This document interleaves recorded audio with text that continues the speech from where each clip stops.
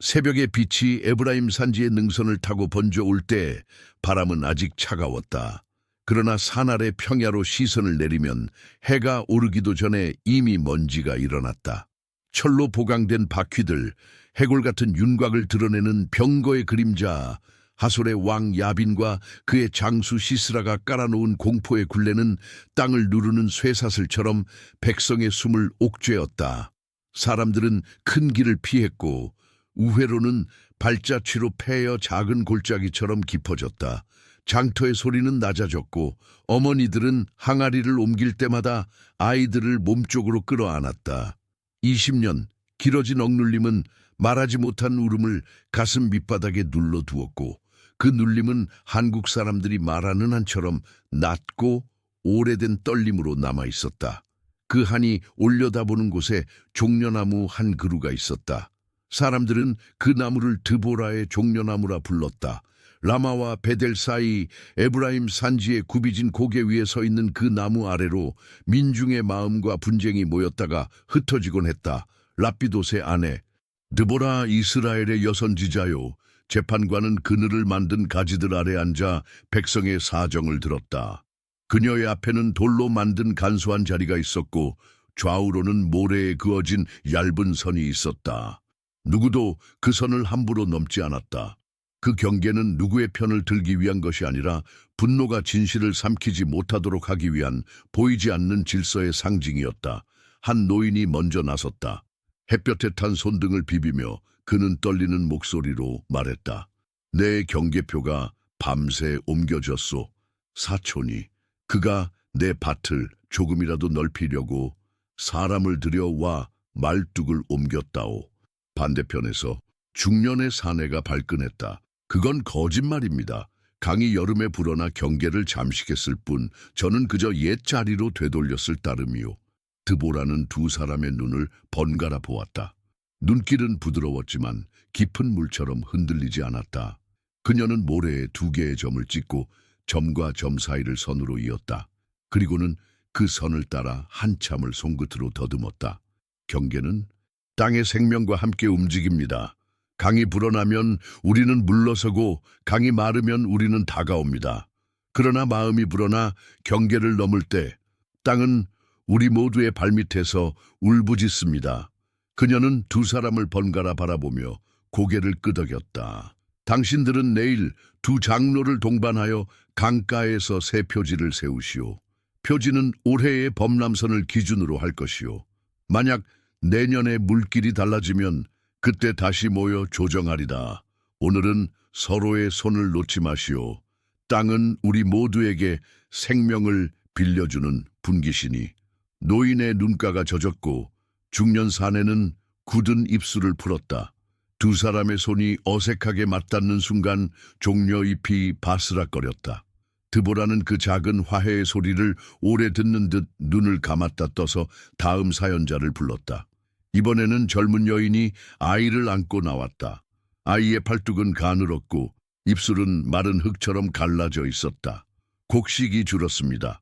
수확을 가져가던 사람들 납부하라며 더 그녀의 말은 울음에 잘렸고 아이가 젖을 찾듯 가슴께로 얼굴을 파묻었다. 드보라는 아이의 눈동자를 들여다보았다. 그 안에는 공포와 배고픔이 똑같이 자리하고 있었다. 그녀는 장로들을 불러 세금 분배표를 확인하게 하고 이웃들의 남은 보릿가루를 모아 5집이 돌아가며 아이에게 죽을 끓여 나누게 하는 순번을 정했다. 가혹한 짐을 덜어내는 것이 의입니다. 그녀가 말하자 장로들이 고개를 숙였다. 약한 자의 숨을 살려내지 못하면 강한 자의 팔도 곧 약해집니다. 그날 해가 중천에 올랐을 때 먼지 구름이 산의 목을 스쳤다. 남쪽에서 들려오는 바퀴 소리, 쇠와 돌이 부딪히는 냉혹한 마찰음. 아이들은 울음을 멈추고 숨을 죽였고 장정들은 본능적으로 허리를 굽혀 바위를 더 등 뒤로 당겼다. 시스라의 병거는 평야의 힘이었지만 그 그림자는 산에까지 닿아 사람들의 꿈을 쪼개곤 했다. 드보라는 고개를 들어 그 소리를 들었다. 소리를 듣는다는 것은 소리를 가르는 더 깊은 침묵을 듣는 일과 같았다. 그녀의 침묵 속에는 야곱과 라헬의 후손들이 누워있는 죽은 골짜기의 바람소리와 아브라함에게 하늘을 올려다보라 하신 이에 숨결이 함께 깃들어 있었다. 저녁 무렵 사람들이 한 덩어리의 피로가 되어 언덕을 내려가고 나면 드보라는 잠시 혼자 남곤 했다. 종려의 그늘이 길게 늘어질 때 그녀는 나무줄기에 손바닥을 대고 조용히 기도했다. 이스라엘의 하나님, 우리의 어깨는 좁고 세월의 짐은 무겁습니다. 그러나 당신의 팔은 짧지 않으시니 어둠이 길어지는 시간에도 우리의 눈을 닫지 않게 하소서. 그녀는 늘 사람들의 이야기를 들었다. 하지만 어떤 날은 말보다 더 많은 것을 듣게 되었다. 말과 말 사이, 울음과 울음 사이, 그 사이에 끼어드는 바람 같은 목소리, 땅이 신음할 때 들려오는 하늘의 메아리. 그날도 마찬가지였다. 밤이 산 능선을 넘는 순간 공기가 바뀌었다. 먼 곳에서 천둥 같은 울림이 한 번 짧고 낮게 허공을 스쳤다. 번개는 보이지 않았는데 마음속에 어떤 골짜기에 푸른 불빛이 새우며드는 듯했다. 드보라는 가만히 숨을 고르고 그 아래를 따라 내려갔다. 오랫동안 간직하던 질문이 혀끝까지 올라왔다가 다시 가슴으로 내려앉았다. 언제까지 기다려야 합니까? 대답은 오래전에 약속된 말처럼, 그러나 지금을 겨냥한 숨처럼 인맥 사이로 흘러들었다. 일어나라. 그녀는 눈을 떴다. 종려잎 그림자가 흔들렸고 그 사이로 별 한 점이 또렷하게 박혀 있었다. 드보라는 모래 위에 앉아있던 돌을 옮겨 반원으로 배열했다. 그리고 그 반원의 빈자리에 하나의 이름을 아주 천천히 새겼다. 모래가 손끝을 따라 흘렀다. 락. 이름은 짧았으나 그 이름이 일으키는 파장은 길었다. 납달리의 게데스에서 불려야 할 사람이었다. 그러나 드보라는 그 자리에서 곧장 사람을 보내지 않았다. 그녀의 길은 언제나 서두르지 않는 순종이었다. 사람을 살리는 판결은 성급한 분노 대신 오래된 진실을 기다리는 법이었고, 하나님을 따르는 걸음은 인간의 공포보다 더 느긋한 평안 위에 놓이는 법이었다. 다음 날 아침 드보라는 다시 종려나무 아래에 앉았다. 마당에는 어린 염소가 한 마리 끊어진 줄을 질질 끌며 사람들 틈을 어슬렁거렸다. 주인이 허둥지둥 쫓아와 사과하며 줄을 고쳐 묶자 아이들이 간신히 웃음을 터뜨렸다. 웃음은 오랜만에 마을을 스쳤고 드보라는 그 소리를 놓치지 않으려는 듯 고개를 살짝 기울였다. 여인은 다시 아이의 기침을 호소했고 농부는 저당 잡힌 도구를 도로 찾을 수 있게 공정한 값으로 값을 갚아나갈 기회를 달라 청했다. 드보라는 각자의 사정을 듣고 장로들과 더불어 서류 대신 기억으로 보증하는 약조를 세웠다. 3번의 수확이 끝날 때까지 양쪽이 지켜야 할 조항을 모두의 앞에서 되뇌이며 그 사이에도 병거의 그림자는 여전히 평야를 누볐다. 철의 바퀴는 들판에 말라붙은 흙을 깎아내며 길을 넓혔고 길 위의 침묵은 사람들의 침묵을 닮아갔다. 그 침묵이 무언의 항복이 되지 않게 하려면 누군가의 입술이 먼저 믿음의 말을 배워야 했다. 드보라는 종려잎 사이를 보는 눈으로 사람들을 보았다. 부서진 항아리의 금이 3살처럼 아물 때까지 기다려주는 눈, 고아의 울음을 억지로 멈추게 하지 않고 울음 곁에 앉아주는 눈. 그녀는 판결을 내릴 때마다 한 집의 숨이 넓어지면 다른 집의 숨도 넓어지게 하려 했다. 공의는 칼처럼 날카롭기 전에 물처럼 스며들어야 했다. 해가 기울 즈음 드보라는 혼자 산마루에 올랐다. 아래쪽으로 길게 펼쳐진 골짜기의 그림자가 평야를 덮었고 먼 곳 하루셋 학고임 쪽에서 가느다란 연기가 솟았다 사라졌다. 그녀는 눈을 감았다. 그리고 마음의 귀로 아직 오지 않은 날의 발자국을 들었다. 비가 마른 강바닥을 두드려 갈라진 틈을 메우는 소리.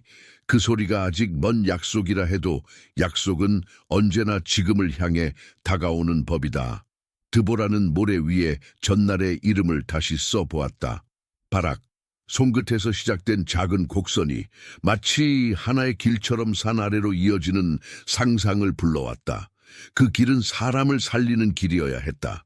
승리는 사람의 손에 묻은 피로만 측량되지 않았고 하나님이 기억하시는 마음의 진실로 저울질되었다. 그러니 부름은 두려움이 시작되는 자리에서 시작되어 두려움을 데리고 순종으로 나아가야 했다. 그녀는 종려줄기에서 손을 떼고 천천히 일어섰다. 내일 드디어 사자를 보내리라. 그러나 오늘 밤은 아직 백성의 숨을 새는 밤이었다. 아이의 기침이 잦아들었는지 과부의 항아리에 남은 가루가 끓는 물과 만나 빵이 될 만큼은 되는지 서로를 도우려던 이들의 약속이 바람 앞에서도 흔들리지 않는지 그 모든 것을 하나님 앞에서 살피는 밤, 산 위로 별들이 늘어났다. 멀리 북서쪽 바다에서 불어오는 바람이 종려잎을 타고 지나가며 작은 음계를 만들었다. 드보라는 속삭였다. 당신이 먼저 오십니다. 우리가 뒤따르겠습니다. 그녀의 말은 공중으로 흩어지지 않았다. 말은 땅의 천을 타고 내려가 그 땅을 사는 백성의 심장으로 돌아갔다. 그리고 그 심장들의 가장 깊은 곳에서 오래된 떨림이 바뀌기 시작했다. 한 헨은 여전히 낮고 길게 울었지만 그 울음의 끝자락에 미세한 희망의 떨림이 붙었다. 보이지 않는 자리에서 하나님이 이미 길을 고르고 계셨다. 밤이 깊어 드로잉처럼 선명한 산의 윤곽이 더 검어졌을 때 드보라는 마지막으로 하늘을 올려다보고 자리로 돌아섰다. 내일 이름을 따라 길이 열릴 것이다. 그러나 오늘 그녀는 여전히 재판관으로 어머니처럼 자매처럼 백성의 곁에 서 있었다. 종려의 그늘 아래에서 시작된 공의가 언젠가 들판을 덮고 바닥까지 번져갈 것을 믿으면서 그 믿음이야말로 아직 오지 않은 날을 지금 여기로 불러오는 첫 걸음이었기에 해가 떠오르기 전 종려잎 사이로 스며드는 바람이 방향을 바꾸었다. 드보라는 그 변화가 단순한 기류의 문제만이 아니라는 것을 알았다. 밤새 깨어 기도한 손끝이 아직 따뜻했다. 그녀는 새벽이 닿기 전에 2명의 사자를 불렀다. 한 사람은 에브라임 골짜기를 돌아 북쪽으로, 다른 한 사람은 요단 쪽 능선을 따라 서쪽으로, 둘 다 납달리 산지의 게데스로 향했다. 이름 하나를 가슴 깊이 새기고 바락. 사자들이 떠난 뒤 드보라는 종려나무 기슭의 모래에 짧은 선을 그었다. 선 하나로는 부족했다. 그녀는 그 선을 다시 덧그리며 속으로 여호와의 말씀을 되뇌었다. 올라가라. 사람을 모아 다볼 산에 서라. 말씀이 마음의 가장 깊은 음부에서 울릴 때 그 울림은 사람의 계산과 두려움보다 더 느리지만 더 멀리 갔다. 그녀는 조급해하지 않았다. 때가 무르익는 일은 포도송이가 스스로 알게 되는 법이었다. 게데스로 향한 길은 쉬운 길이 아니었다. 평야로 곧장 내려서는 길은 병거의 철바퀴가 핥고 지나간 자국으로 반질거렸고 냄새까지 쇳내가 배어 있었다. 사자들은 그 길을 피했다. 산등성이를 타고 돌길을 골랐고 급경사의 돌틈마다 발을 비틀지 않으려 몸을 낮췄다. 산은 병거를 막아주는 방패였지만 방패 뒤에만 숨어서는 하루도 버틸 수 없는 것이 사람의 운명이기도 했다. 사자들은 여러 고개를 넘으며 한 마을 또 한 마을의 장로들에게 짧은 인사를 남겼다. 드보라가 부릅니다. 때가 왔습니다. 낮이 저물 무렵 바람처럼 퍼진 소식이 드디어 게데스에 닿았다. 바락은 그 이름처럼 번개가 아니라 저축된 빛을 닮은 사람이었다. 급했지만 성급하지 않았고 용감했지만 혈기를 믿지 않았다. 사자가 전한 말을 듣고 그는 자리에서 일어나 앞으로 몇 걸음 나아갔다가 다시 뒤로 물러섰다. 그는 몸을 챙겨 길을 나섰고 2 사람을 데리고 남쪽으로 내려왔다. 어디에서 만날지 정해진 약속은 없었으나 드보라의 종려나무는 오래된 길잡이처럼 누구든 제 발로 찾아오게 하는 자리였다. 라마와 베델 사이 그늘이 가장 지난 시간에 2 사람은 마침내 마주섰다. 백성들이 둘러서 있었지만 그 둘 사이에는 아무도 끼어들지 못할 간격이 있었다. 기다림으로 가득 찬 빈자리, 하나님이 말씀하시는 자리에만 허용되는 침묵. 드보라가 먼저 입을 열었다. 그녀의 목소리는 낮았으나 멀리 갔다. 이스라엘의 하나님 여호와께서 명하셨습니다. 올라가십시오. 납달리와 스불론에서 사람 10,000명을 뽑아 다볼 산에 서게 하십시오. 당신의 발 아래 길을 여실 분은 하나님이십니다. 바락은 드보라의 눈을 똑바로 바라보다가 잠시 시선을 종려나무의 줄기로 옮겼다. 그 굵은 줄기 사이로 매듭처럼 겹친 세월이 보였다. 그는 자신의 속에서 오래전부터 자라던 두려움과 그 두려움을 지탱해온 신중함을 동시에 느꼈다. 그리고 그 둘이 서로를 물고 늘어지다가 기어이 고백으로 바뀌어 나오는 순간을 기다렸다. 당신이 나와 함께 가신다면 제가 가겠습니다. 그는 거짓 없이 덧붙였다. 하지만 당신이 함께 가지 않으신다면 저는 가지 않겠습니다. 사람들 사이에 작은 파문이 일었다. 누군가는 그 말에서 주저함을 읽었고 누군가는 그 말에서 믿음의 방식 동행을 보았다. 드보라는 흔들리지 않았다. 그녀는 한 발 다가서며 고개를 끄덕였다. 내가 반드시 함께 가겠습니다. 그녀의 음성에 바람이 섞여 인맥을 타고 흘렀다. 그러나 이어진 말은 그 바람보다 더 차갑고 더 맑았다. 다만 당신이 가는 그 길의 영광은 당신 것이 되지 않을 것입니다. 여호와께서 한 여인의 손을 통해 원수의 끝을 보이실 것입니다. 말은 칼이 아니었지만 그 날카로움이 바락의 가슴을 스쳤다. 그는 자신이 원하던 명예의 모양을 순간 내려놓아야 했다. 내려놓음은 패배가 아니었다. 오히려 그 자리에 하나님이 하실 일을 비워두는 것이었고 비워둔 자리는 충만해지는 법이었다. 바락은 고개를 숙였다. 말씀대로 하겠습니다. 그날 오후 종려나무 아래의 회중은 분주해졌다. 기록을 맡은 장로가 각 집안의 장정들을 세웠고 노인들이 이름을 불렀다. 스불론과 납달리의 장정들이 먼저 손을 들었다. 멀리 북쪽에서 온 젊은이들은 이미 산에서 자란 근육으로 그 지형을 알고 있었고 평야의 열쇠를 산의 시간으로 뒤집는 법을 어느 정도 체득하고 있었다. 장비는 풍족하지 않았다. 검은 대를 여러 번 갈아쓰고 방패의 가죽을 꿰매어 또 꿰맸다. 그러나 사람들의 눈빛은 어떤 날보다 단단했다. 우리는 숫자가 아니다. 한 장정이 속삭였고 다른 장정이 대답했다. 우리는 부름이다. 드보라는 사람들의 흐름을 살폈다. 자녀를 남겨두고 떠나는 아버지의 등 뒤에서 아내들의 눈물이 반짝였다. 그러나 그 눈물 끝에는 오래된 한 챗만 있는 것이 아니라 당신이 먼저 앞선다는 믿음의 떨림이 어렸다. 드보라는 길 떠나는 무리 하나하나에 손을 얹고 축복했다. 너희의 발바닥이 밟는 곳을 기억하시리라. 그녀는 축복을 마칠 때마다 잠시 눈을 감았다. 전쟁은 무기만으로 치러지지 않았다. 마음의 균형이 먼저 서야 칼이 올바른 곳을 찾는다. 해질 무렵 바락과 드보라는 짧은 협의를 가졌다. 말은 많지 않았다. 다볼사는 갈릴리 남서쪽의 둥근 본굴이 구름이 낮게 걸리는 날이면 꼭대기가 천막처럼 어스름했다.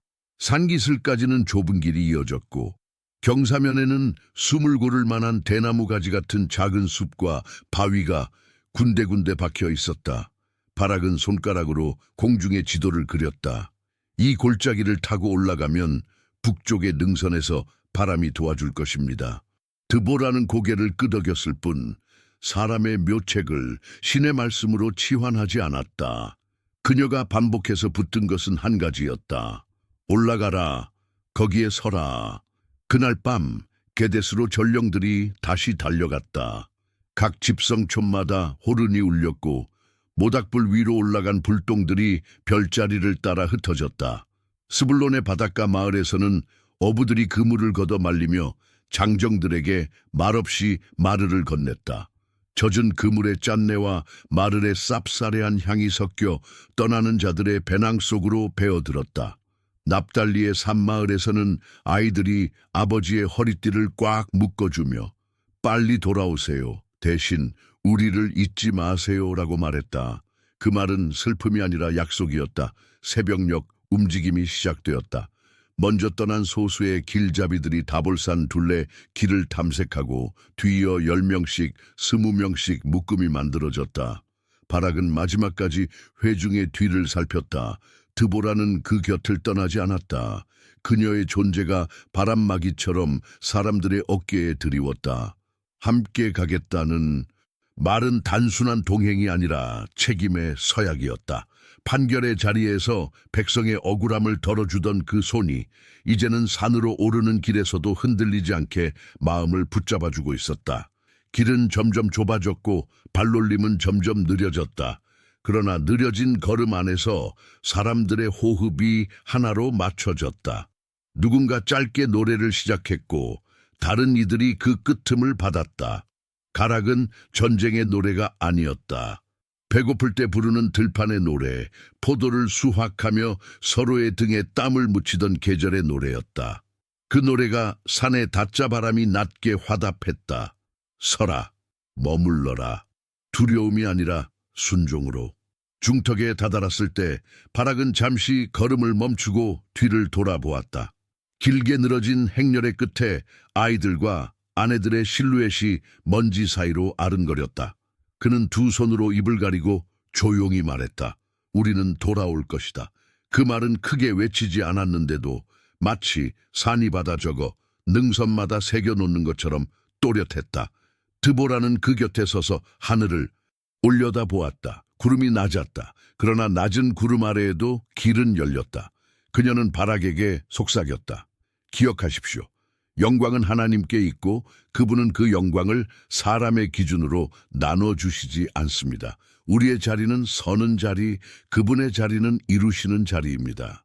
바락은 고개를 끄덕였다. 그의 눈빛이 변했다. 명예를 향한 욕망이 사라진 것이 아니라 욕망이 자리를 찾은 것이었다. 그는 앞으로 시선을 돌려 다시 걸음을 옮겼다. 다볼의 능선이 가까워졌다. 산허리의 바람이 차가웠고 풀잎이 손목을 스치며 젖은 소리를 냈다.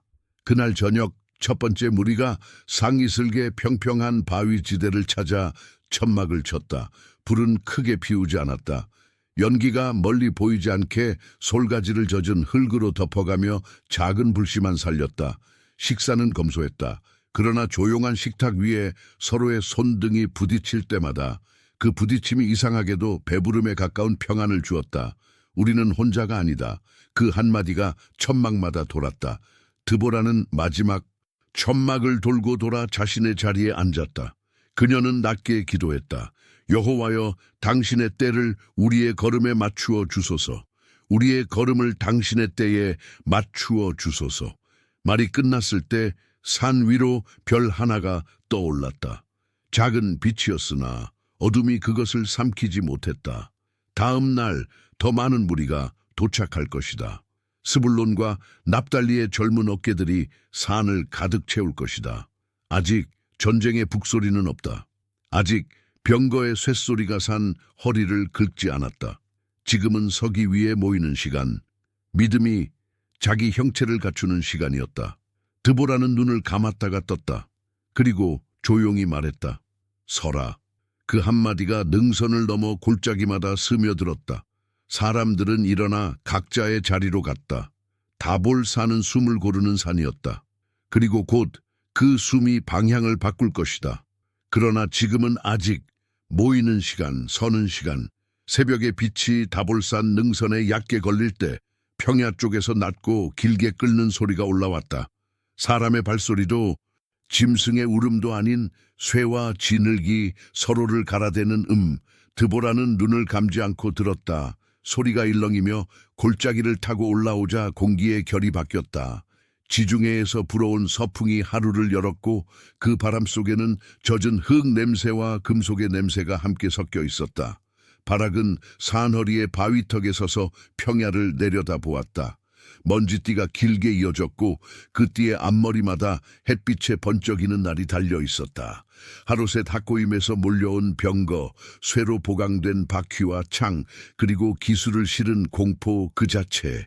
그 수효는 900이었으나 소리는 많이 넘었다. 드디어 오는군.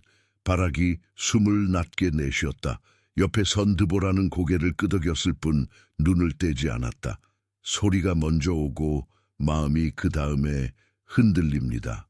그러나 오늘은 그 순서를 바꿉시다. 마음을 먼저 세우고 소리를 나중에 듣도록.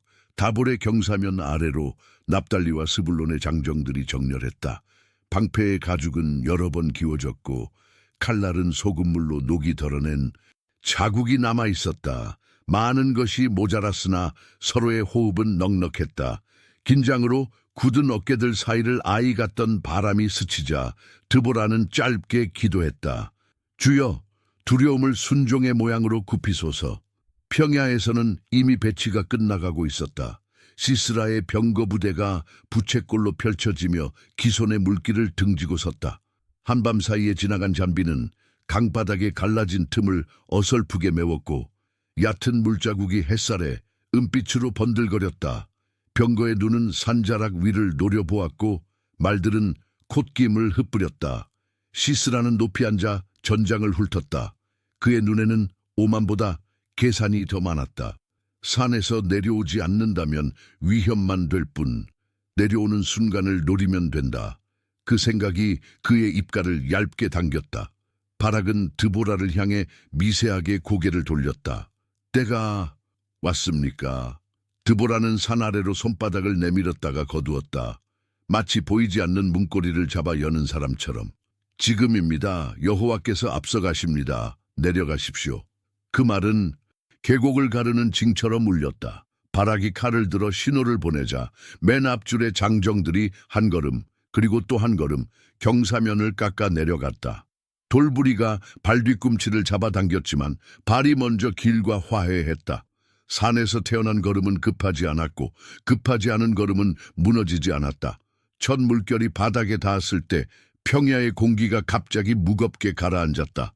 서쪽 하늘이 순식간에 어두워지더니 먹장구름이 낮게 드리웠다.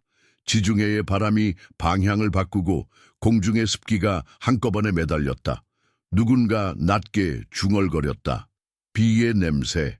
그 말이 차에 끝나기도 전에 산 입구를 향해 긴 빗줄기가 사선으로 쳐들어왔다. 평야는 넓을 때는 이긴 자의 길이었으나 젖을 때는 누구의 편도 아니었다. 병거의 바퀴살이 처음에는 얕게 이내 깊게 빠져들기 시작했다. 말들이 울부짖었고 기수들은 손에 힘을 더했으나 바퀴의 회전은 오히려 늦어졌다. 기손의 옆구리에서 불어난 물길이 갈라져 나가면서 모래층을 흔들었고 평탄하던 땅은 갑자기 미끄러운 경사로 바뀌었다. 바락이 외쳤다. 지금이다. 납달리의 선두가 측면으로 파고들었고 스불론의 줄이 정면을 받아냈다. 칼날이 빗물에 젖어 무겁게 떨어질 때 그 무게는 오히려 정확했다. 뒤에서 내려오던 두 번째, 세 번째 줄이 갈지자 형태로 흘러들며 빈틈을 막았다. 산에서 배운 호흡의 강력이 전장에서도 이어졌다. 두려움 대신 호흡. 누군가 외쳤고 그 외침이 젖은 공기를 타고 퍼졌다. 시스라의 눈썹이 찢어지듯 구겨졌다. 그는 신속히 명령을 내렸다. 좌익을 끌어 중앙을 지지하고 우익을 벌려 포위하라. 그러나 바퀴는 말을 듣지 않았다. 가파르게 몰아붙일 때 힘을 쓰는 병거가 발을 뗄수록 더 잡아당겨지는 땅과 싸우고 있었다. 몇몇 병거는 깊은 웅덩이에 뒷차축까지 박혔고 넘어지지 않으려 기수들이 체중을 옮기는 사이 납달리의 단창이 번개처럼 틈을 찔렀다. 드보라는 상이슬게 바위에 서서 아래가 아니라 위를 보았다. 구름의 배가 뒤집히며 멀리서 낮은 울음 같은 우레가 굴렀다. 그녀는 마음속으로 또렷이 들었다. 내가 앞서간다. 그 음성은 번개보다 조용했으나 땅을 움직이는 힘은 언제나 조용한 쪽에 있었다. 바락은 고함을 줄이고 손짓으로 지시했다. 오른쪽으로 두 줄을 더 밀어 병거가 빠져 허우적거리는 구간을 칼날의 정원으로 바꾸었다. 들어오는 자는 미끄러져 넘어지고 넘어지는 자는 방패에 부딪혀 일어나지 못했다. 창끝이 갑옷의 빈틈을 찾아 흘렀고 검의 등날이 손목을 노렸다. 젖은 흙이 튀어 장정들의 뺨을 더럽혔지만 그 더러움이 오히려 두려움을 씻어냈다. 전선의 어딘가에서 균열이 났다. 아주 작은 금 같았으나 젖은 땅에서는 작은 금이 곧 무너짐의 예고였다. 병거 하나가 옆으로 기울고 그 옆에 말이 비명처럼 앞으로 꼬꾸라졌다. 뒤에서 밀어오던 병거가 그 위로 올라타며 차축이 부러졌다. 금속이 부러지는 소리가 번개처럼 퍼졌고 그 소리에 사람의 마음도 같이 부러져 나갔다. 공포는 전염병처럼 빨랐다. 진형이 흔들리는 순간 시스라의 명령은 물속에서 외치는 소리처럼 멀게 들렸다. 앞으로 바락이 마지막 비축을 풀었다. 경사면에서 굳은 장정들이 한 몸으로 밀려 내려가며 산과 평야의 경계가 무너졌다. 전염은 반대편으로도 갔다. 이번에는 용기의 전염이었다. 뒤에 있던 소수의 농부 출신들이 돌을 던져 병거의 바퀴를 더 깊이 묻었고 선두의 노련한 손들이 그 틈새에 결정적인 칼을 꽂았다. 드보라는 그때 한 번 외쳤다. 높은 소리가 아니었지만 비와 바람과 흙이 그 외침을 알아듣는 듯했다. 지금이다. 일어나라. 그 말이 끝나자마자 능선 너머로 다시 비가 퍼부었다. 얕던 물길이 갑자기 굵어져 작은 급류가 되었다. 기손의 팔뚝에서 쏟아진 물이 낮은 곳으로 쓸려 들어가며 바퀴살을 감쌌다. 철은 물을 이기지 못했다. 철이 무거울수록 물은 더 기쁘게 그것을 붙들었다. 시스라는 이해했다. 싸움이 전술의 실패가 아니라 기반의 배반으로 기울고 있음을. 그는 더 이상 병거에 남아있을 이유가 없었다. 높이는 그에게 시야를 주었지만 지금은 그 높이가 죽음을 부르는 표적이었다. 그는 재빨리 허리띠를 움켜쥐고 뛰어내렸다. 젖은 지늘기 무릎까지 튀었고 발목이 잠깐 미끄러졌다. 기수 몇이 따라 내렸지만 대부분은 바퀴와 말과 창이 얽힘 속에 갇혀 있었다. 후퇴하라. 그의 목소리가 비에 씻겨 퍼졌다. 그러나 후퇴는 질서의 다른 이름일 때만 힘이 있다. 지금의 후퇴는 도망이었다. 그는 검집을 버리고 망토를 벗어 던졌다. 몸을 가볍게 해야 했다. 가벼움은 그를 살릴 마지막 가능성이었다. 시스라는 허공을 가르는 빗줄기를 헤치며 걸음 대신 도약으로 땅을 떼었다. 물이 튀었고 흙이 눈가로 말려들었다. 바락은 그의 어깨를 스친 그림자를 보았다. 저기 누군가가 외쳤지만 바락은 즉시 추격을 명하지 않았다. 전장이 아직 끝나지 않았다. 남은 병거가 미친 듯이 발버둥치는 사이 그의 사람들 중 더 넘어질 자들이 있었다. 그는 먼저 흐트러진 칼끝부터 다시 모았다. 승리를 쫓아 달리는 발이 아니라 무너지지 않게 받쳐 주는 발이 필요했다. 드보라는 멀어지는 한 사람의 뒷모습을 끝까지 보았다. 비가 시야를 가렸지만 그녀의 마음은 흐리지 않았다. 한 생애가 어느 길로 꺾여가는지 그 구비의 첫 발자국을 그녀는 알아볼 수 있었다. 그러나 그녀는 그 발의 끝을 말하지 않았다. 지금 말해야 할 것은 오직 하나. 서라. 비는 조금 잦아들었고 물은 더 넓게 번졌다. 병거의 그림자는 물속에서 더 희미해졌다. 납달리의 젊은이 하나가 진을 위에 무릎을 꿇고 깊게 호흡했다. 옆에 스불론 장정이 그의 어깨를 붙들었다. 끝까지 버텨라. 산이 우리 뒤에 있다. 그 말은 단지 지리의 설명이 아니었다. 그들의 등 뒤에는 말씀으로 서 있는 자리가 있었다. 전장의 한가운데서 바락이 손을 들어 신호했다. 정렬. 어지러웠던 호흡이 다시 하나가 되었다. 비에 젖은 깃발이 짧게 흔들리고 멎었다. 땅은 아직 미끄러웠으나 발은 자기 자리를 찾기 시작했다. 드보라는 낮고 고르게 숨을 들이켰다. 앞서 가시는 분이 지나간 자리에는 흔히 사람의 발자국만 보이지만 사실은 보이지 않는 길이 먼저 놓여 있다. 오늘 그 길이 펼쳐졌다. 그러나 이야기는 아직 멈추지 않았다. 물은 줄어들 것이고 흙은 마를 것이고 어떤 발은 더 멀리 달아날 것이다. 그녀는 빗방울을 털고 고개를 들었다. 구름이 한 겹 옅어졌다. 드보라는 바락 쪽으로 천천히 걸어 내려가며 말했다. 마음을 지키십시오. 아직 끝나지 않았습니다. 그 말이 전장 위에 내려앉았다. 멈춘 것은 병거였고 흔들린 것은 진형이었지만 끝은 아직 아니었다. 한 사람이 칼 없이 말 없이 발로 길을 택해 어딘가로 사라지고 있었다. 그리고 그 사라짐이 곧 다음 장의 문턱이 될 터였다. 바람이 방향을 바꿨다. 비가 지나간 평야는 진흙을 품은 채 눅눅했고 낮게 깔린 구름은 아직 완전히 걷히지 않았다. 시스라는 어깨에 망토를 벗어 던지고 칼집도 놓아버렸다. 쇠는 오늘 그에게 편이 아니었다. 그는 습관처럼 북서쪽 하루셋 학고임을 떠올렸으나 오늘 그 길은 바퀴와 함께 묻힌 길이었다. 대신 그는 겐 사람 헤벨의 장막을 향했다. 하솔의 왕 야빈과 헤벨 사이에는 한때 화친이 있었다. 도망치는 자에게 가장 쉬운 선택은 과거의 안면이 있는 문을 두드리는 일. 시스라는 그 상식에 몸을 의지했다. 장막은 게데스 근처 사하나임 쪽으로 난 낮은 구릉의 품에 안겨 있었다. 해가 걸린 시간, 바람은 땅의 천을 훔쳐간 뒤였다. 말소리도 바퀴 소리도 들리지 않았다. 대신 빗물이 말라가며 남기는 얕은 냄새, 양털과 가죽이 섞인 온기, 말뚝을 깊게 박아놓은 집에 안정감이 있었다. 장막의 입구에는 예리 서 있었다. 그녀의 손에는 바람에 말리던 끈이 한 가닥 감겨 있었고 아직 젖지 않은 눈빛이 먼 평야를 가누고 있었다. 시스라는 숨을 몰아쉬며 다가왔다.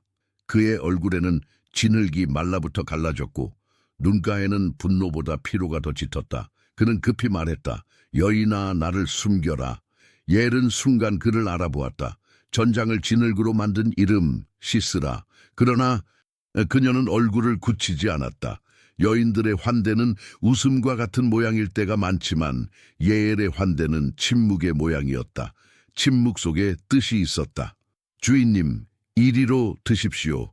예엘은 장막의 내실로 그를 이끌었다. 사막의 삶에서 장막은 곧 집이었고 집은 곧 세계였다. 장막의 말뚝은 땅에 대한 약속이었고 밧줄은 바람과 맺은 언약이었다. 여인들은 말뚝을 세우고 줄을 조이고 양가죽을 씌우며 집을 세웠다. 예엘의 손은 말뚝과 망치의 무게를 이미 알고 있었다. 시스라는 물을 청했다. 예엘은 물 대신 우유를 가져왔다. 엉긴 젖의 부드러움이 그릇에 잔잔히 흔들렸다. 따뜻한 온기가 혀끝에서 목으로 새우며들며 시스라의 어깨에서 경계가 한 겹 벗겨졌다. 그는 우유를 마시고 숨을 길게 내쉬었다. 문에 서서 지켜라. 누가 와서 여기에 사람이 있느냐 묻거든 없다고 하라. 예엘은 고개를 끄덕였다. 그녀의 눈길이 잠시 그 얼굴을 스쳤다가 장막의 기둥과 말뚝 그리고 바닥의 결로 옮겨 갔다. 그녀는 자리에 담요를 덮어 그의 몸을 가렸다. 시스라의 호흡이 거칠게 오르내리다가 곧 낮게 가라앉았다. 비가 남기고 간 피로가 근육의 매듭을 풀었다. 잠은 도망치는 자에게도 마지막 피난처였다. 장막 밖에서는 바람이 바뀌는 소리가 났다. 낮게 스치는 사포 같았다. 옐은 한 손으로 입구의 천을 살짝 들어 올려 바깥의 빛을 확인했다. 먹장구름은 한 겹 옅어졌고 땅은 아직 축축했다. 그녀는 다시 내실로 돌아와 자리에 누운 남자를 한동안 말없이 바라보았다. 그녀의 가슴 안에서 오래된 이야기들이 얕게 흔들렸다. 그녀의 조상들, 광야의 길에서 바람과 물길을 따라 살던 사람들, 은 모세의 장막 곁에서 여호와의 이름을 들으며 살았다고 전해졌다. 장막을 세우는 일과 약속을 지키는 일이 같은 손으로 이루어지던 기억. 옐은 그 기억의 가장자리에서 오늘의 의미를 더듬었다. 하솔과의 화친이 표면이라면 이스라엘의 하나님께 대한 경외는 뿌리였다. 표면은 바람에 흔들리나 뿌리는 보이지 않는 곳에서 방향을 정했다. 그녀는 깊이 숨을 들이마셨다. 시스라의 입술이 꿈결처럼 움직였다. 그의 잠은 안식이 아니라 기절에 가까운 쉼이었다. 야엘은 조용히 일어섰다. 장막의 구석, 말뚝과 망치가 놓인 자리로 갔다. 손에 쥐자마자 전해지는 무게, 그 무게는 매일의 살림에서 익숙한 것이었고 오늘은 심판의 도구가 될 것이었다. 그녀는 먼저 귀를 기울였다. 바깥의 발소리, 바람의 결, 흙이 마르는 속도, 모든 게 아직 조용했다. 내실로 돌아온 야엘은 시스라의 머리맡에 조심스럽게 무릎을 꿇었다. 그의 관자놀이 근처 맥이 얕게 뛰는 자리를 눈으로 확인했다. 그녀의 손은 떨리지 않았다. 떨림은 두려움의 언어일 때가 많지만 오늘의 침묵은 순종의 언어였다. 그녀는 말뚝의 끝을 관자놀이에 가져다 댔다. 망치를 든 손이 잠깐 공중에서 멈췄다. 그 짧은 멈춤은 방황이 아니라 기도였다. 주여. 한 단어가 가슴에서 입술까지 흘렀다가 소리로 나오지는 않았다. 대신 팔꿈치에서 손목으로 전해지는 정확함이 이 대답처럼 내려왔다. 첫 번째 내리침, 소리는 크지 않았다. 젖은 땅에 박히는 말뚝이 내는 소리와 비슷했다. 그러나 그 소리의 의미는 땅이 아니라 역사에 박혔다. 말뚝이 살을 뚫고 뼈를 지나 바닥에 닿았다. 시스라의 몸이 반사처럼 한 번 떨리더니 그대로 멈췄다. 숨은 더 이상 오르내리지 않았다. 그의 손이 담요 아래에서 조금 구겨졌다가 가만히 풀렸다. 옐은 망치를 내려놓았다. 장막의 공기가 달라졌다. 무언가가 끝났고 동시에 무언가가 시작되었다. 그녀는 잠시 눈을 감았다. 사람의 힘으로 돕는다는 것은 종종 과잉이 되기 쉽다. 그러나 오늘 그녀의 손은 하나님의 뜻에 맞는 빈자리를 찾아 정확히 들어갔다. 그 빈자리가 길이 되었다. 옐은 천천히 일어나 주위를 정돈했다. 담요의 가장자리를 당겨 시신이 드러나지 않게 가렸다. 피는 많지 않았다. 말뚝이 깊게 고정되었기 때문이다. 그녀는 장막의 중심 기둥을 한번 만졌다. 기둥은 집의 심장이었다. 그 심장이 빠르게 뛰지 않는 것을 확인하듯 그녀의 호흡도 고르게 가라앉았다. 바깥으로 나오자 바람이 모래 알갱이를 조금 들어 올렸다가 내려놓았다. 발소리는 아직 멀었다. 하지만 멀지 않은 곳에서 기척이 깨어나고 있었다. 도망의 발은 숨을 가쁘게 만들고 추격의 발은 땅에 귀를 연다. 옐은 장막의 입구천을 반쯤 걷어 올려 문지기처럼 섰다. 환영을 준비하는 손이 아닌 증언을 준비하는 눈이었다. 그녀는 잠깐 해배를 떠올렸다. 같은 장막, 같은 땅, 같은 바람 아래 사는 남편.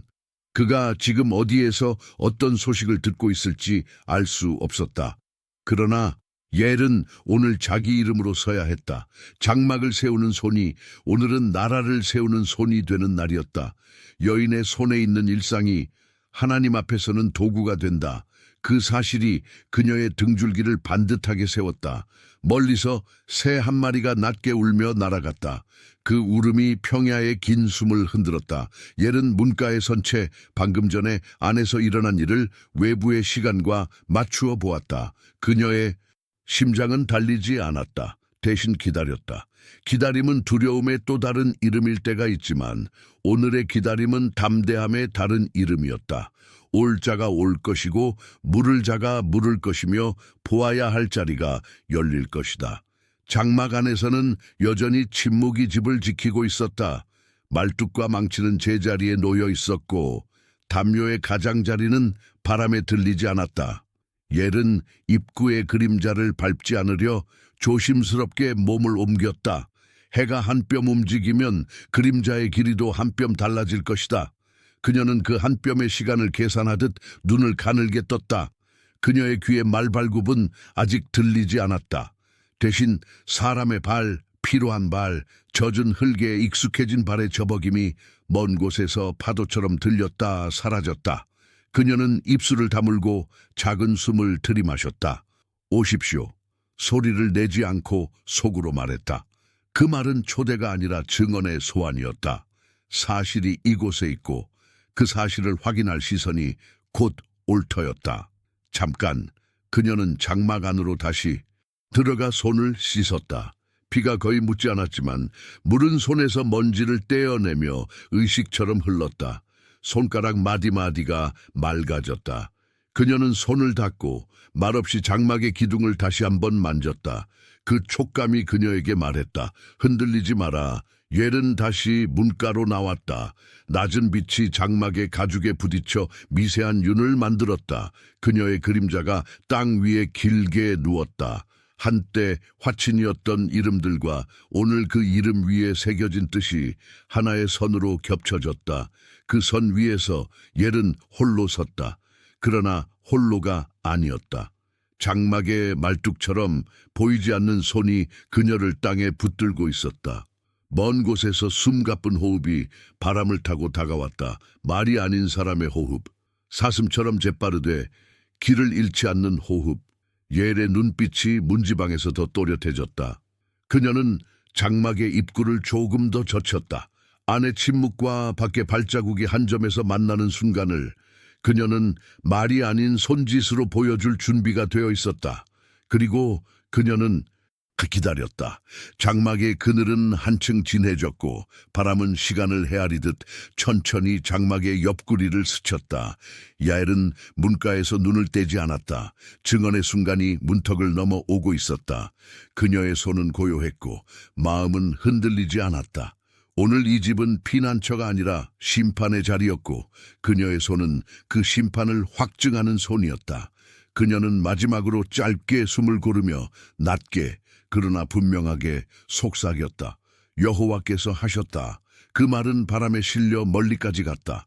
아직 누구도 듣지 못했지만 곧 도착할 발걸음은 그 말을 보게 될 것이다. 옐은 장막의 문지방에 서서 오는 자를 맞을 준비를 끝냈다. 아직이다. 그러나 곧 여기가 대답이 되는 자리가 될 것이다. 비 냄새가 다 사라지기도 전에 저벅임이 장막 가까이로 깊어졌다.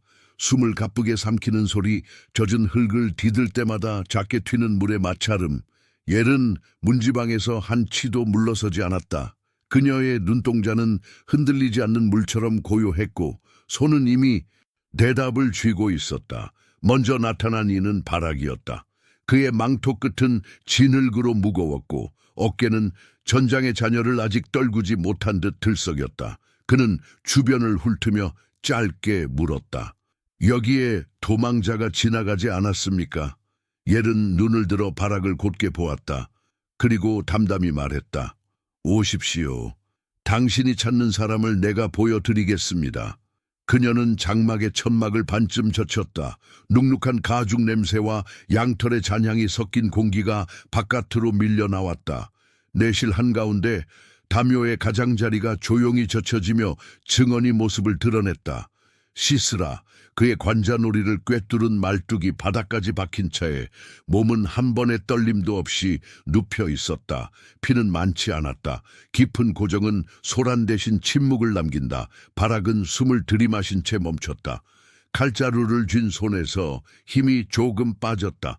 전장에서 수많은 죽음을 보았지만 이 죽음은 다른 언어를 하고 있었다. 분노도 허세도 과시에 적실한 흔적도 없었다. 오직 정확함과 때. 그는 한 걸음 그리고 또 한 걸음 다가섰다. 시스라의 얼굴에 남은 질긴 피로와 허망함이 마지막 그늘처럼 얹혀 있었다. 예엘의 목소리가 낮게 뒤를 이었다. 이 집은 오늘 피난처가 아니라 심판의 자리였습니다. 그녀의 말은 자신을 높이지 않았다. 손등의 힘줄도 눈동자의 평온도 모두가 하나의 방향을 가리키고 있었다. 바락은 고개를 끄덕였다. 그는 칼을 집어넣었다. 승리는 함성을 먼저 찾지 않았다. 먼저 찾아야 하는 것은 의미였다. 뒤늦게 도착한 추격대가 장막 입구에 멈춰섰다. 한참 동안 아무도 말을 걸지 않았다. 빗물 떨어지는 소리와 멀리서 바람에 흔들리는 말뚝의 미세한 떨림만이 집 안팎을 이었다. 드디어 바락이 입술을 열었다. 여호와께서 앞서 가셨다. 짧은 고백이 장막의 막대기마다 새겨지듯 번졌다. 누군가는 탄성을 삼켰고 누군가는 조용히 고개를 숙였다. 그들의 눈에 비친 옐은 전장의 장수도 이름난 영웅도 아니었다. 그러나 오늘 하나님의 때가 한 여인의 손에서 모양을 얻었다는 사실만은 누구에게도 흔들리지 않았다. 바락은 옐을 향해 감사의 뜻을 전했고 장막 안의 증언을 확정하기 위해 장로 둘을 불렀다. 두 장로는 조심스럽게 시신을 확인하고 말뚝의 각도와 상처의 자리, 담요에 접힌 방향까지 눈에 담았다. 기록을 맡은 이가 간결한 문장을 남겼다. 시스라 여인 옐의 장막에서 죽음으로 끝남. 불필요한 수사는 없었다. 사실은 단정할수록 멀리 간다. 그날 오후 소식은 산을 타고 평야를 넘어 전선 전체로 흘렀다. 병거의 그림자가 꺼지듯 사라졌다는 소식은 사람들의 어깨에서 오랜 무게를 한 겹 벗겨냈다. 그러나 드보라는 함성을 길게 두지 않았다. 그녀는 바락과 더불어 추스름을 먼저 했다. 넘어질 자를 세우고 흩어진 칼을 모으며 두려움이 남긴 빈자리마다 질서를 다시 세웠다. 승리는 마지막 공격이 아니라 무너지지 않는 정리 속에서 완성된다. 저녁 무렵 전령이 사방으로 떠났다. 하솔의 왕 야빈에게 연결된 고울과 보초대의 맥을 끊어 놓는 것이 급선이었다. 성문은 밤낮에 구분 없이 닫혔고 성벽 위의 횃불은 더 촘촘해졌다. 그러나 두려움의 불빛은 오래 타지 못한다. 백성의 숨이 돌아오면 성벽 바깥의 어둠은 먼저 물러난다. 길은 다시 사람들의 발길을 기억하기 시작했다. 그 후 며칠과 몇 달은 천천히 그러나 분명하게 기울었다. 이스라엘의 손이 야빈을 향해 점점 더 무겁게 내려앉았다. 하로셋 학고임 주변의 보급로는 작은 돌 하나에도 자주 멈춰섰다. 병거를 수리하던 철공소에서는 쇠붙이의 노래가 끊기고 망치 소리가 점점 덜 울렸다. 조공을 짜내던 관리들의 발길은 머뭇거렸고 장터에서는 저울이 무게의 정의를 되찾았다. 드문 장맛비가 흙냄새를 올릴 때면 사람들의 대화 끝에 이제는 언제 끝나나가 아니라 곧 끝난다가 얹혔다. 드보라는 마을마다 돌아다니며 경계표를 다시 세우도록 도왔다. 강이 물길이 바뀐 자리에는 새로운 표지를 세우고 억울하게 뺏긴 분깃을 제자리로 돌려놓았다. 과부의 항아리에는 이웃의 손길이 돌아왔고 구아의 울음 곁에는 밤마다 등불이 켜졌다. 길을 피해 숨어 다니던 상인들은 대낮에 물건을 펼쳤고 하인들이 몰래 들고 다니던 곡식 주머니는 공정한 값으로 표면에 올라왔다. 작은 의의 움직임들이 서로의 손을 잡자 큰 공포는 설 곳을 잃었다. 발악의 군사들은 급한 전투 대신 끊기지 않는 압박을 택했다. 밤에는 성문을 두드리지 않았고 낮에는 길목을 바라보며 가만히 서 있었다. 서 있는 자리는 때로 달려드는 자리보다 더 무겁다. 지켜야 할 것이 분명할 때 기다림은 낭비가 아니다. 하솔의 보초들은 점점 더 안쪽을 보았다. 바깥에 침묵이 칼처럼 느껴질 즈음, 안쪽에서는 불안이 자라났다. 어느 날 드보라가 종려나무 아래에서 판결을 마친 뒤 고개를 들었을 때 공기가 전에 없던 가벼움을 품고 있는 것을 알았다. 멀리 길게 이어진 억눌림의 띠가 끊어지는 소리가 들리는 듯했다. 그녀는 섣불리 선언하지 않았다. 대신 장로들을 불러 사람의 길과 하나님의 길이 같은 방향을 가리키는지 다시 확인했다. 바락도 성급히 공을 자랑하지 않았다. 명예는 이제 자리를 찾았다. 그의 칼은 조용히 칼집에 있되 손은 늘 준비되어 있었다. 아이들이 마을 우물가에서 뛰놀았다. 이전에는 한 번 울었다 하면 오래 멈추지 못하던 울음이 이제는 금세 웃음으로 갈아탔다. 어머니들이 항아리를 이고도 서두르지 않았다. 장정들은 평야에 나가 밭고랑을 바로 세우고 무너진 담을 다시 쌓았다. 한의 음이 완전히 사라진 것은 아니었지만 그 음의 끝에 붙은 희망의 떨림이 날로 선명해졌다. 낮은 음이 새로운 노래의 토대가 되는 법이다. 그 사이 야엘의 장막은 사람들의 발길을 자주 받았다. 누군가는 떡과 기름을 들고 와 조용히 놓고 갔고 누군가는 물을 청하며 짧게 머리를 숙였다. 야엘은 스스로를 드러내지 않았다. 그녀는 늘 하던 일을 했다. 말뚝을 살피고 줄을 조이고 양가죽에 주름을 편다.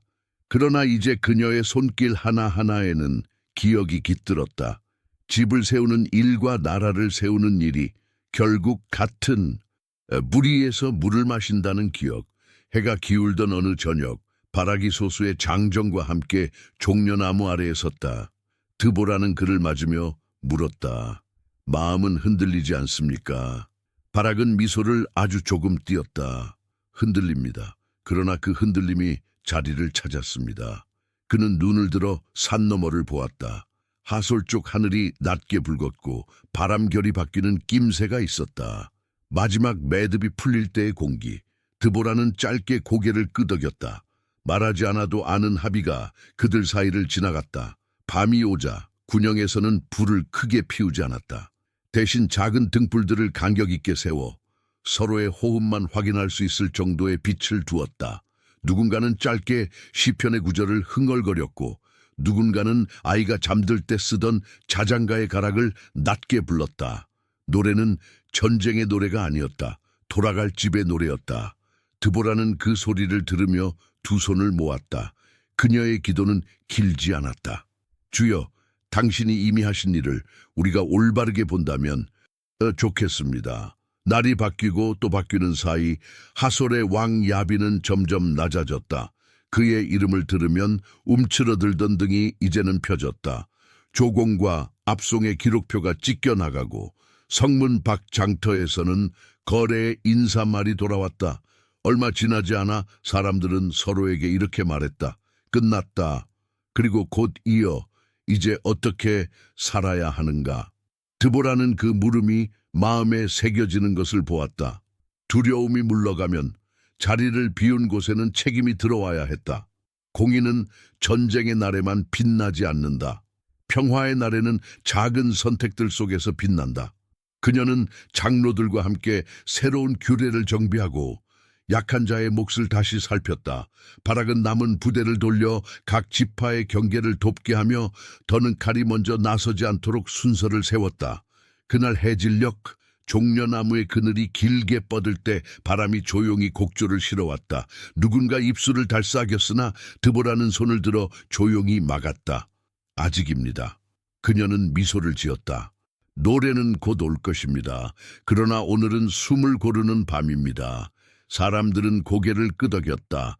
전장은 멀어지고 집의 등불이 하나둘 켜졌다. 시스라의 마지막 숨이 장막의 바닥으로 스며든 그날로부터 시작된 기울기가 마침내 이곳까지 흘러 들어왔다. 이제 입술은 준비되었다. 아직 노래하지 않을 뿐 내일 그 노래가 입술에 오를 것이다.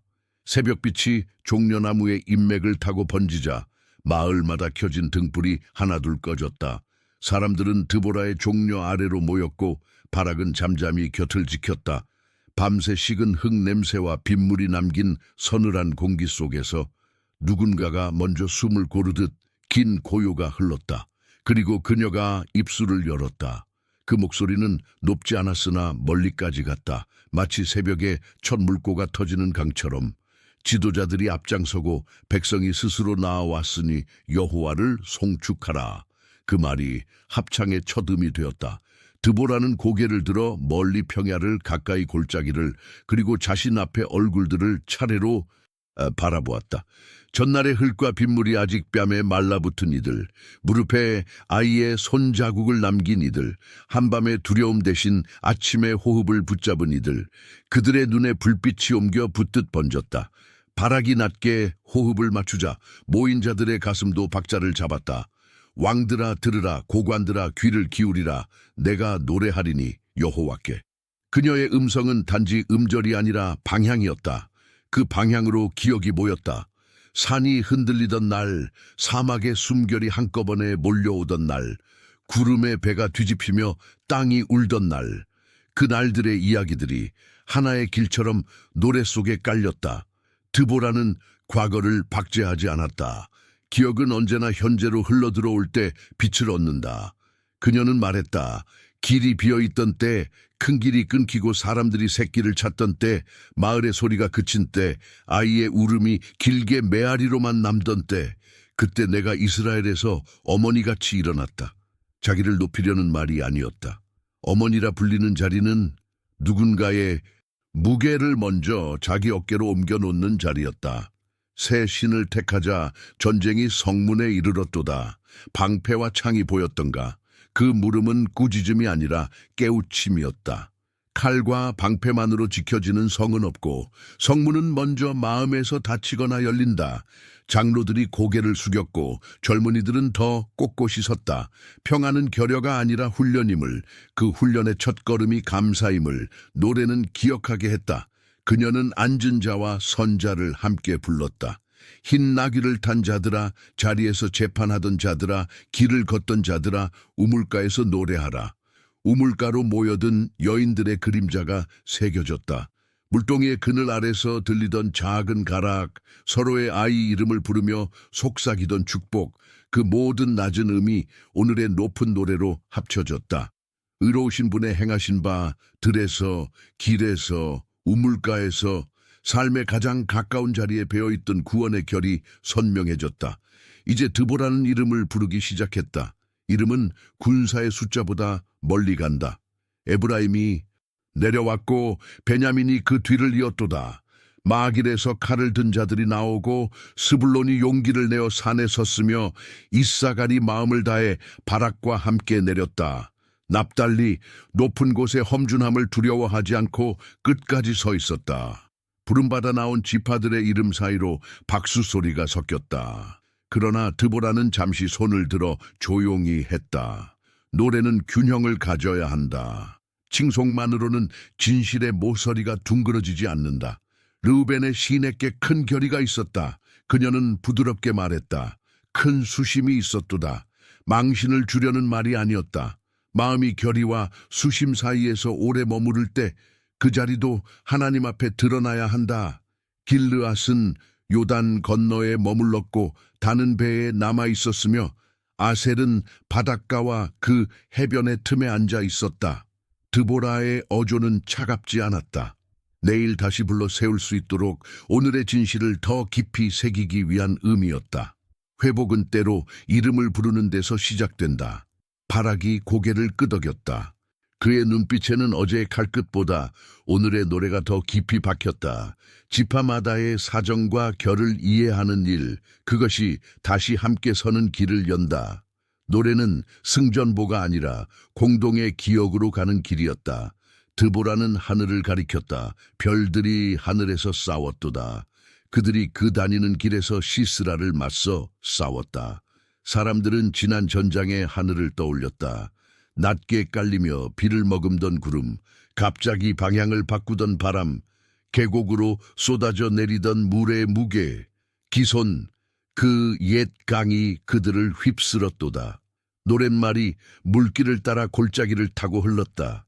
철의 바퀴가 무거울수록 물은 더 기쁘게 그것을 붙들었다는 그날의 조용하고도 압도적인 진실. 드보라는 자기 이름을 부르지 않았다. 대신 그 이름이 불릴 때의 책임을 불렀다. 깨어라 드보라여, 깨어 노래할지어다. 일어나라 바락이여, 내 포로를 사로잡을지어다. 그것은 과거의 선언이 아니라 오늘의 다짐이었다. 승리는 끝이 아니라 시작이다.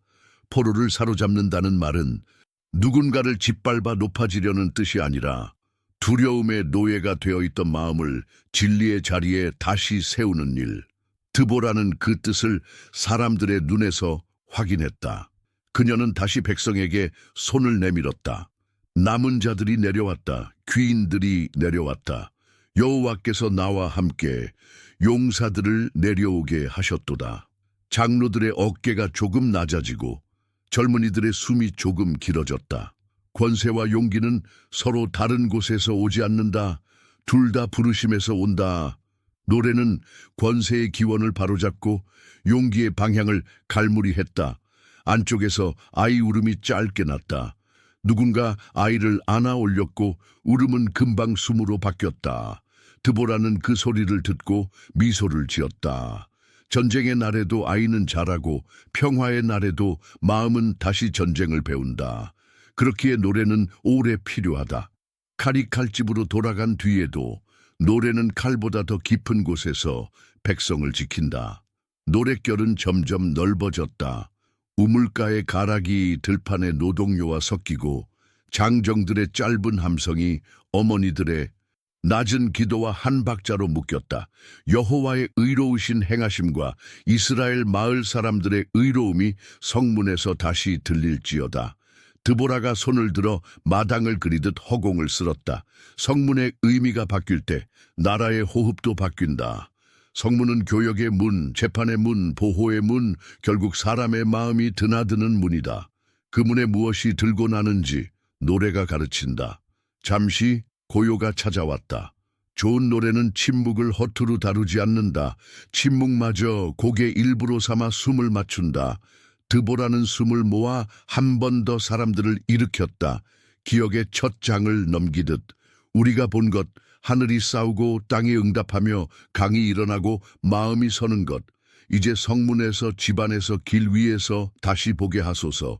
그녀의 기도가 노랫말 안쪽에서 맑게 울렸다. 바라기 옆에서 낮은 화음을 얹었다. 리더의 음성이 합쳐지자 회중의 음도 한결 깊어졌다. 이름을 부른 지파들이 다시 마음을 모았고 망설였던 지파들의 이름도 기도로 감싸 안았다. 책망을 넘어서 회복으로 가는 다리가 음표와 음표 사이에 놓였다. 구름은 한 겹 더 엷어졌다. 햇빛이 종려잎 가장자리에 금빛을 바르자 사람들의 눈동자도 비슷한 빛이 돌았다. 드보라는 노래를 멈추지 않았지만 끝내지도 않았다. 끝을 서두르는 노래는 길을 잃는다. 오늘의 몫은 여기까지. 자원한 손과 앞선 발, 그리고 하늘과 땅이 동맹하듯 겹쳤던 그날의 기억을 백성의 공동체 안에 뿌리내리게 하는 일. 그녀는 마지막 소절을 길게 끌지 않았다. 여호와를 송축하라. 짧고 단단한 마침표였다. 그러나 사람들 누구도 이것이 끝이라 여기지 않았다. 노래는 이제 겨우 절반을 건넜을 뿐이었다. 남은 절들에는 더 깊은 이름과 더 날카로운 진실이 기다리고 있다. 드보라는 회중의 눈빛에서 그 준비를 보았다. 책망을 견디고 칭송을 올바르게 나누고 은혜의 무게를 삶으로 감당할 준비. 바람이 잦아들었다. 종려나무 그늘이 조금 짧아지고 마당의 그림자가 방향을 틀었다. 드보라는 손을 내려 회중을 쉬게 했다. 숨 고르기의 시간. 다음 절을 위해 입술과 마음을 적시는 시간. 노래는 멈춘 듯 했으나 사실은 더 깊은 곳으로 잠시 내려가고 있었다. 그리고 곧 다시 올라올 것이다. 새벽에 숨이 한 번 더 고르게 흐르자 드보라가 다시 일어섰다. 잠시 눌러둔 소절이 마치 샘머리처럼 터져 나왔다. 어제의 흙과 빗물, 사람들의 가쁜 숨과 떨림이 아직 마당에 앉아 있었지만 노래는 그 모든 것을 빛 쪽으로 이끌었다. 바라기 곁에서 낮은 화음을 맞추었고 회중의 심장도 박자를 되찾았다. 장막에 사는 여인들 가운데 가장 복된 자, 야엘. 그 이름이 공기 속에서 또렷해졌다. 드보라의 눈길이 먼 곳의 구릉을 스치듯 지나갔다. 한 장막, 말뚝과 망치, 담요의 가장자리, 따뜻한 우유의 잔. 전장이 아닌 집의 자리에서 이루어진 심판. 노래는 칼의 번쩍임 대신 일상의 도구가 하나님의 뜻에 맞추어 정확히 내려앉는 장면을 그렸다. 그의 왼손은 말뚝을 붙들고 오른손은 일꾼의 망치를 들어 관자놀이를 맞추었다. 또 부서지고 꿰뚫려 바닥까지 박혔다. 말은 거칠지 않았다. 오히려 정확함이 가져다 준 침묵이 더 날카롭게 들렸다. 옐의 손은 자신을 드러내지 않았고 하나님이 하신 일을 확증했을 뿐 노래는 그녀의 이름 위에 평안한 담대함을 얹었다. 회중 사이에서 숨이 고르게 섞였다. 어떤 여인은 물동이를 더 꼭 껴안았고 어떤 장정은 손등의 흙을 가만히 털어냈다. 집을 세우는 손이 나라를 세운다는 사실이 오늘의 노래에서 더욱 분명해졌다. 드보라는 손을 들어 다음 소절로 길을 냈다. 노래는 갑자기 창가를 비추었다. 멀리 하루셋 학고임 높게 세운 집의 격자 사이로 한 어머니의 눈동자가 어른거렸다. 시스라의 어머니가 창문을 통해 바라보며 말한다. 어찌하여 그의 병거가 더딘가? 어찌하여 말 발굽 소리가 들리지 않는가? 그녀의 어깨 뒤에서는 지혜롭다 하던 여인들이 속삭였다. 분명 전리품을 나누고 있을 터 남쪽에서 오는 고운 천, 색을 입히고 수놓은 옷, 목에 두 겹으로 두를 만한 세공된 자주빛의 겹옷. 노래는 그들의 상상을 오래 붙들지 않았다. 그들이 나누려는 것은 천만이 아니라 사람의 존엄도 함께 찢어 나눌 잔혹함이었다. 노래는 그 잔혹을 직접 말로 옮기지 않고 멈칫하는 침묵으로 그려 보였다. 창가의 어머니는 기다림을 믿음으로 착각했고 기다림의 끝을 명예로 오해했다. 그러나 전장에 없는 자들의 상상은 빛이 아니라 그림자를 길게 늘릴 뿐이었다. 그때 드보라의 음성이 한 톤 낮아지며 그러나 심장 가까이로 파고들었다. 여호와의 원수들은 다 이와 같이 사라질지어다.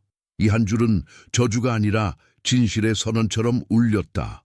하나님을 대적하는 교만이 어느 날 갑자기 무너지는 것이 아니라 이미 기반에서부터 배반당하고 있었음을 물에 붙들린 철의 바퀴처럼 보여주는 말.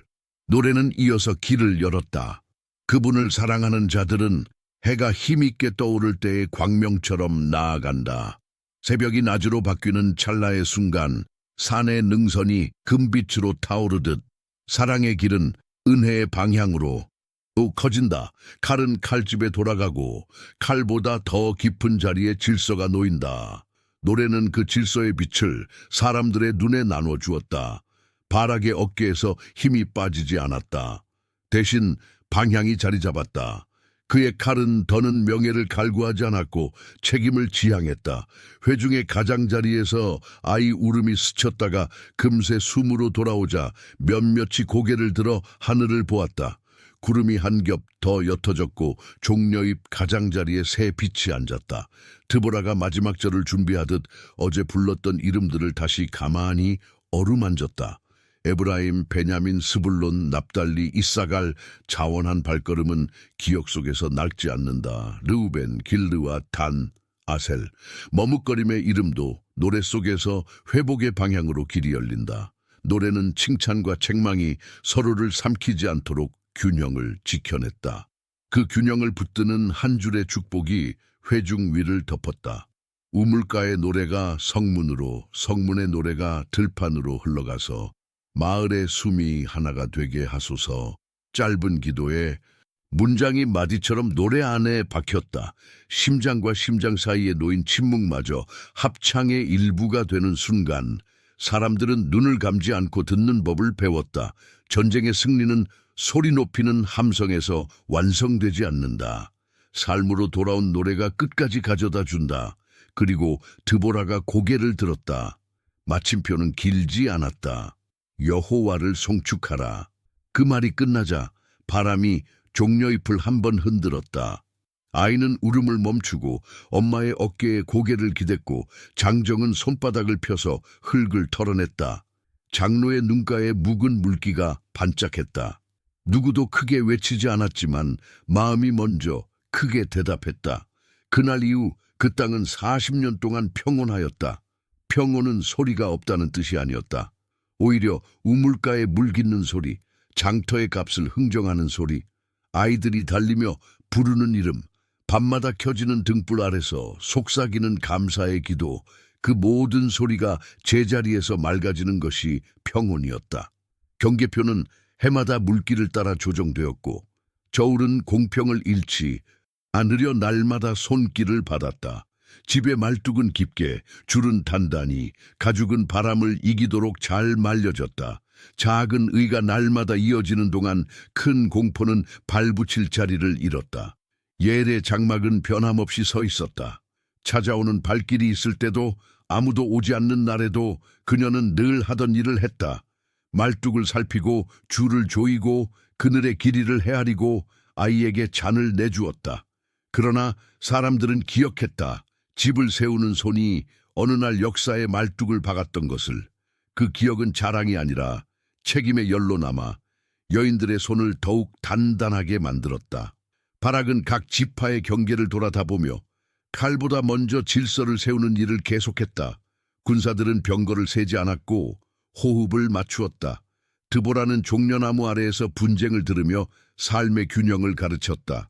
누군가 경계를 욕망으로 옮기면 그 경계가 먼저 마음에서 어긋난다는 것을 보여주었고 누군가의 울음이 길면 그 울음 곁에 앉아 함께 길어 올릴 물을 찾았다. 노래는 끝났지만 노래로 사는 법은 시작이었다. 사람들은 이해했다. 하늘이 싸우고 땅이 응답하는 날이 지나간 뒤에도 해가 힘있게 돋는 쪽으로 삶을 틀어야 한다는 것을. 그래서 그 땅의 평온은 침묵이 아니라 바른 소리들의 합창으로 오래 이어졌다. 해가 서쪽으로 기울어 종려 그늘이 길어질 무렵 드보라는 먼 능선을 한 번 더 바라보았다. 노래의 마지막 음이 아직 공기 속에 얇은 빛으로 남아있었다. 그녀는 그 빛을 서둘러 거두지 않았다. 끝은 성급할수록 가벼워지기 때문이다. 오늘의 마디가 정확히 닫히면 내일의 문이 정확히 열린다. 그리고 이제 노래가 남긴 자리 위에 이야기의 마침과 평화의 숨이 차분히 앉았다. 해가 서쪽으로 기울어 종려나무의 그늘이 길게 늘어졌을 때 마을의 소리는 저절로 낮아졌다. 바람은 땅의 천을 훑듯 천천히 지나가고 우물가의 물결은 하루 동안 들었던 이름들을 고요히 가라앉혔다. 전쟁의 함성은 오래전에 사라졌지만 평온은 훈련처럼 매일의 일 속에 남아있었다.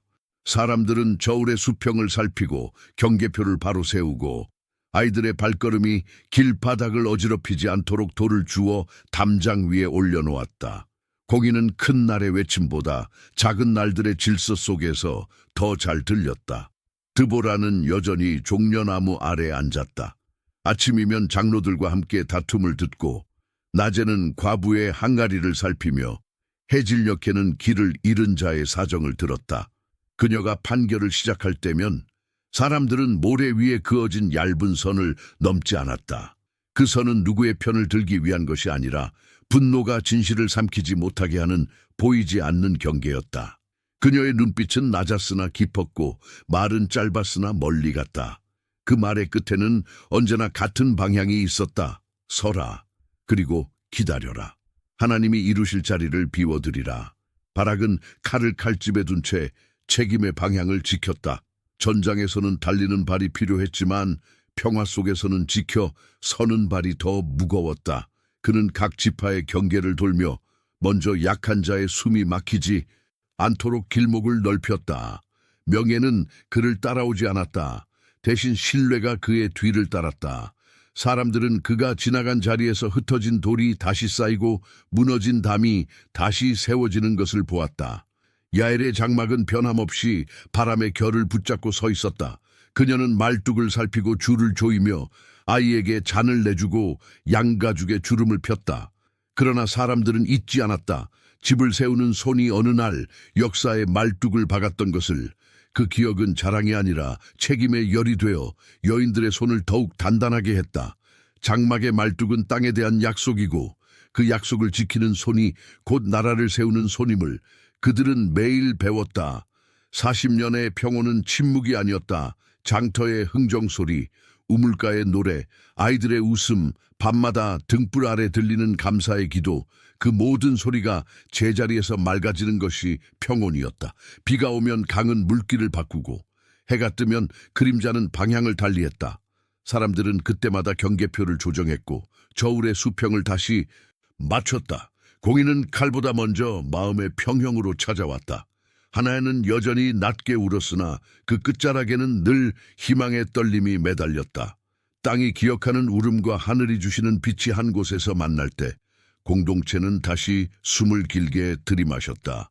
어떤 날 드보라는 먼 능선을 오래 바라보았다. 기손의 물이 들판을 휩쓸던 그날의 기억이 구름의 가장자리에 얇은 빛으로 남아있었다. 그녀는 그 빛을 서둘러 거두지 않았다. 끝은 성급할수록 가벼워지고 가벼운 끝은 다음 날의 문을 흔들리게 하기 때문이다. 그래서 그녀는 오늘의 문을 정확히 닫고 내일의 문을 정확히 열었다. 오늘의 의를 오늘 이루고 내일의 은혜는 내일 받자. 그녀의 판결은 그렇게 시간의 질서를 따라 흘렀다. 사람들은 이해했다. 하늘이 싸우고 땅이 응답한 날이 지나도 삶을 해가 돋는 쪽으로 틀어야 한다는 것을. 그래서 우물가의 노래는 성문으로, 성문의 노래는 들판으로 흘렀다. 부름을 따라 먼저 나선 지파의 이름과 머뭇거렸던 지파의 이름이 같은 노래 안에서 회복의 박자를 찾았다. 노래는 잠잠해졌지만 노래로 사는 법은 시작이었다. 해가 기울고 종려 그늘이 마당을 반쯤 덮었을 때 아이가 드볼에게 다가와 물었다. 어른은 왜 매일 여기에 앉아 있나요? 드보라는 아이의 눈높이로 몸을 낮추었다. 사람들이 서로의 말을 끝까지 듣는 법을 잊지 않도록. 아이는 고개를 끄덕였다. 그럼 바람이 그 말을 가져가지 않게 나도 옆에 앉아 있을게요. 드보라는 웃었다. 평화는 다음 세대의 귀에 먼저 자라난다. 밤이 오면 별 하나가 종려잎 사이에 박혔다. 드보라는 그 빛을 보며 낮게 말했다. 당신이 먼저 오십니다. 우리가 뒤따르겠습니다. 그 말은 공중으로 흩어지지 않고 땅의 천을 타고 백성의 심장으로 돌아갔다. 그리고 그 심장들 가장 깊은 곳에서 두려움은 순종의 모양으로 굽혀지고 욕망은 자리를 찾았다. 공의가 물처럼 새우며드는 동안 칼은 칼집 안에서 녹슬지 않았다. 언제든 꺼낼 수 있으되 먼저 꺼내지 않는 힘이 공동체를 지켰다.